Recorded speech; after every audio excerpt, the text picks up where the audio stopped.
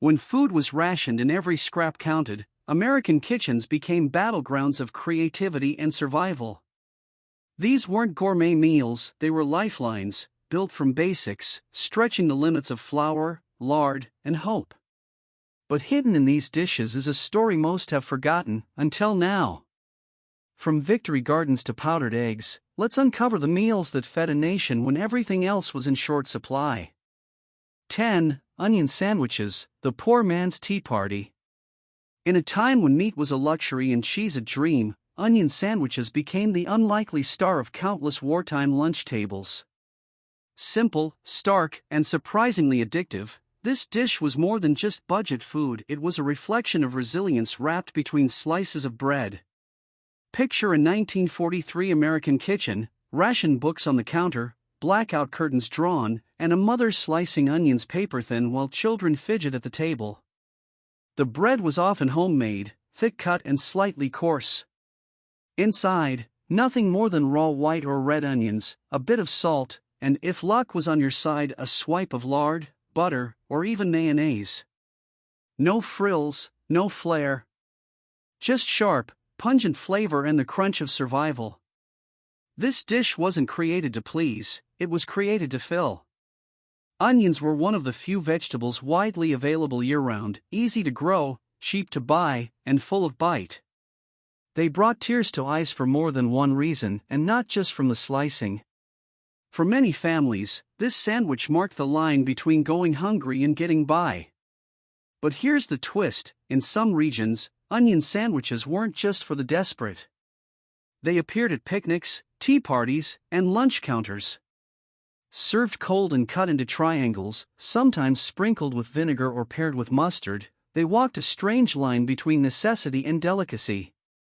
For the working class, this was humble food. For the upper class, it became an oddity, a wartime quirk turned novelty item.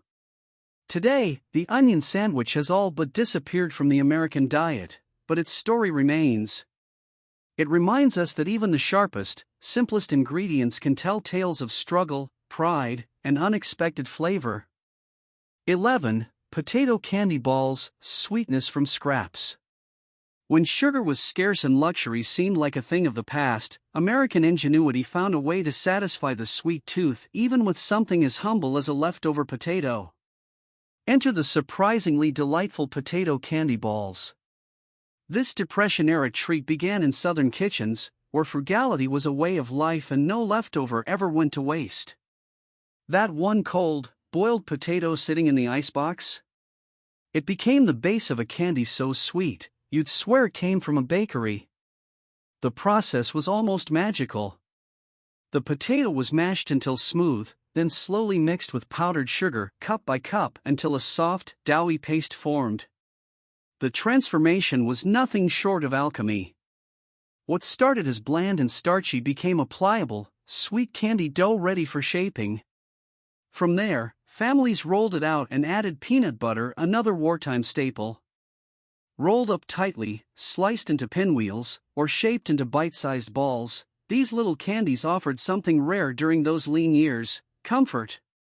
They were chilled until firm, served at holidays, school lunches, and church potlucks. For kids, it felt like fudge. For adults, it was a small reward after long days and harder nights. And for families, it was proof that even in the hardest times, a little sweetness could still be found. No fancy ingredients. No oven needed. Just a potato, some sugar, and a spoonful of peanut butter. In that simplicity was genius. Today, potato candy balls might sound strange, even impossible, but take one bite, and you'll understand why they endured. Sweet, creamy, with a hint of peanut butter and a whisper of history in every chew. It's not just candy, it's a symbol of making something beautiful from nothing. Coming next, a pie without apples, and yet, somehow, it tasted just like them. Don't miss it. And if you haven't already, hit that subscribe button for more recipes time almost forgot. 12. Vinegar pie, the tart treat that fooled a nation. No apples? No lemons? No problem. In the kitchens of Depression-era America, when fresh fruit was a luxury and canned goods ran low, home cooks reached for the one thing nobody expected in a dessert: vinegar. Vinegar pie, often called desperation pie, was born out of sheer necessity. With citrus fruits too expensive or out of season, women had to recreate the tangy zing using what they had on hand. And what they had was vinegar. It sounds odd, even off-putting. But the genius lay in how vinegar mimicked the brightness of lemon. A splash of white or apple cider vinegar was stirred into a simple custard made of eggs, sugar, flour, and butter. When baked into a flaky crust, the result was astonishing: sweet, creamy, with a light tang that gave it the illusion of a lemon pie. You'd never guess it came from the pantry of scarcity. Vinegar pie wasn't just about tricking the tongue, it was about saving face and feeding spirits. It appeared at church socials, family dinners, and community potlucks. People didn't just eat it, they admired it. Because even without the right ingredients, it felt like something special. Some versions were spiced with a dash of cinnamon or nutmeg. Others were topped with whipped cream, when possible. But even plain, it was a slice of ingenuity, one that proved flavor didn't have to rely on wealth. Today, it's nearly forgotten, overshadowed by fancier desserts and fresh produce on every shelf. But to those who lived through those hard days, vinegar pie remains a quiet triumph.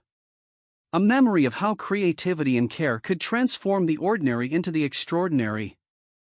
13. Water bread, the loaf that rose when almost nothing else could. When yeast was scarce and milk was saved for babies, bread had to be reinvented. And in those leanest of days, families turned to a humble marvel known simply as water bread. No eggs. No milk. No butter. Just flour, water, salt, and whatever leavening could be scraped together, usually a pinch of baking soda or an old sourdough starter passed down like family gold. This wasn't a fluffy bakery loaf. Water bread was dense, tough, and hearty. But it filled bellies and fed whole families. It was baked in battered pans, cooked over open fires, or even in makeshift ovens fueled by whatever could burn. Every bite told a story not just of hardship, but of grit. Mothers would often add in bits of leftover mashed potatoes or cornmeal, not for taste, but for stretch. The dough had to go far, sometimes doubling as breakfast toast and dinner filler. A single loaf could last days, with each slice spread thin with lard, jam, or if you were lucky, an old rind of cheese. It was a bread of survival. One that appeared in mining towns, dust bowl farms, and city tenements alike.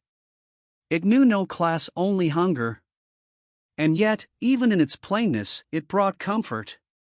The smell of it baking gave hope when little else did. In many ways, water bread is a lost symbol of American resilience. It asked for little and gave just enough, reminding families that even the most basic ingredients could still rise. You won't find it on restaurant menus or in glossy cookbooks. But once, it was the backbone of the American table. And maybe, just maybe, it deserves a place there again. Coming up next, Dandelion Greens, the wild weed that became wartime nourishment. Don't forget to like, subscribe, and keep history alive, one forgotten recipe at a time. 14. Dandelion Greens, the wild weed that became wartime nourishment. When grocery shelves were bare and fresh produce a luxury, Americans turned to what was growing wild in backyards, alleys, and overgrown fields. And nothing symbolized that spirit more than dandelion greens. Yes, those same weeds we pluck from our lawns today were once prized ingredients in Depression-era kitchens. Rich in vitamins and iron, dandelions offered a free and nutritious answer to a nation in crisis. Kids were sent out with baskets, taught how to pick only the tender young leaves before they turned bitter. It became a springtime ritual, the hunt for dinner among the weeds. The greens were typically boiled, sometimes twice, to soften the bitterness, then sautéed with whatever was on hand: fatback, onions, or a spoonful of bacon grease. If there was vinegar or a splash of canned tomato juice, it became a feast. But this wasn't just about food. For many, cooking with dandelions was a way to feel connected to the land, to family tradition, and to the idea that self-reliance could still carry you through. Grandmothers passed down the best patches, tucked behind old barns or near stone fences, where no chemicals or car exhaust could reach. Even urban families got in on the practice, scouring empty lots and rail yard edges, guided by instinct and necessity. Dandelions didn't just grow, they gave. They were often paired with cornbread or eaten alongside fried potatoes, turning a simple plate into a hearty, warming meal.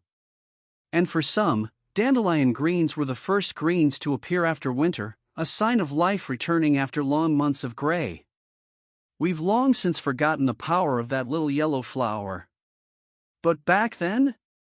It was a lifeline rooted in the soil and a reminder that even weeds can feed us when we respect the land. Up next, acorn flour pancakes, survival baked into every bite. Subscribe to keep these powerful food stories from fading into the past. 15. Acorn flour pancakes, survival baked into every bite. When flour disappeared from store shelves and wheat became too precious to waste, Americans didn't give up, they got creative. And deep in the forests, a forgotten ingredient waited to be rediscovered: acorns. Yes, those hard little nuts scattered beneath oak trees became lifelines during the Great Depression. Indigenous communities had been using acorn flour for centuries, and their ancient wisdom suddenly became essential knowledge for struggling families. But making acorn flour wasn't easy. It took time, patience, and grit, three things people had in abundance when money was scarce. The process started with gathering. Kids and adults alike would comb the forest floor for fallen acorns, their pockets bulging with hope. But you couldn't just grind them up and go. Acorns are bitter, packed with tannins that had to be leached out. That meant cracking them open, boiling or soaking them in water for days, sometimes even burying them in running creeks to draw the bitterness out naturally. Once cleaned and dried, the acorns were ground into a coarse, dark flour. And then came the pancakes, thick, nutty, and slightly sweet if you were lucky enough to have a bit of honey or molasses to stir in. They didn't taste like diner flapjacks or Sunday brunch. They were earthy, dense, and hearty. But they filled stomachs. And more than that, they filled hearts with pride. Because there was something powerful about turning what nature gave freely into food that could sustain a family. Acorn pancakes were often eaten hot off the griddle with a smear of lard or butter when those were available. And when they weren't, just the warmth alone was comfort enough. This was survival food. Not glamorous. Not fluffy. But honest and enduring. And in every bite was a lesson: when the world takes everything, sometimes the forest gives it back. 16. Newspaper bread, the paper-wrapped secret of Depression kitchens. In an era when flour was scarce and ovens unpredictable, American home cooks turned to a most unlikely ally: the daily newspaper. Newspaper bread wasn't just a clever name. It was a real Depression-era trick born out of resourcefulness and the need to stretch every last ounce of dough and fuel. Newspapers were used not only to line pans but to wrap loaves entirely, holding together fragile mixtures that couldn't afford a sturdy baking tin or the luxury of buttered parchment. This humble hack began in rural towns and urban tenements alike, where ovens were often little more than wood-fired boxes or even cast-iron stoves adapted for baking. Housewives would mix up a basic dough, usually a blend of water, salt, baking soda, and whatever flour they could find, from wheat to barley to cornmeal. Then, the dough was wrapped tightly in damp newspaper, tied with string or twine, and placed directly into the oven or hearth. The result? A rustic, hearty loaf with a surprisingly crisp crust and tender middle. The newspaper kept moisture in and gave the bread a uniform bake without burning or drying out.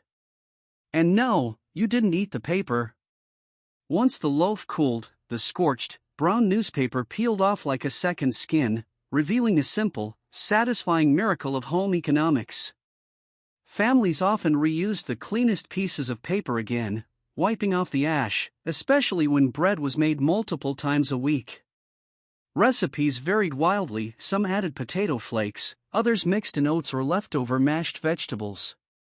But the one constant was the newspaper cocoon that made it all possible. In a time when options were few, this bread brought something special to the table, innovation born from desperation. Sometimes, the front page headline was less important than the fact it helped you feed your family. Up next, rabbit stew, the backyard hunt that became a Sunday feast. Stick around, these stories only get wilder and tastier from here. 17. Rabbit stew, the backyard hunt that became a Sunday feast. In a time when meat was scarce and every scrap mattered, American ingenuity found protein in unexpected places. Enter rabbit stew, a dish born from resourcefulness and, quite literally, the backyard hunt. In neighborhoods across the nation, swift-footed rabbits roamed wild, offering a lean, gamey alternative to the ration cuts of beef and pork.